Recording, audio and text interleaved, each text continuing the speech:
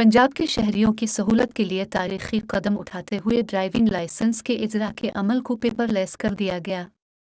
आई पंजाब उस्मान अनवर ने driving licence इजरा और हुसूल के लिए फ़ाइल सिस्टम को ख़त्म करने का ऐलान कर दिया है। शहरी अब सूबे के किसी भी ट्रैफिक दफ्तर खिदमत मरकज़ में सिर्फ अपना कौमी शनाख्ती कार्ड ले जाकर और मुजवज़ा फ़ीस जमा कराकर ड्राइविंग लाइसेंस हासिल कर सकते हैं। इंटरनेशनल ड्राइविंग लाइसेंस के हुसूल के लिए पासपोर्ट का होना ज़रूरी है, जबकि ड्राइविंग टेस्ट शहरी अपनी गाड़ी में भी दे सकेंगे।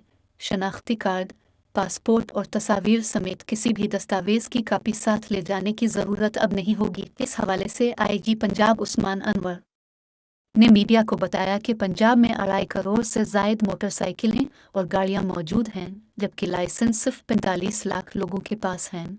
सूबे के बड़े शहरों में शहरी हफ्ते के 7 रोज़ 24 जुलाई, जबकि छोटे शहरों के पुलिस दफातर में डबल शिफ्ट में ये सहूलत हासिल कर सकते हैं।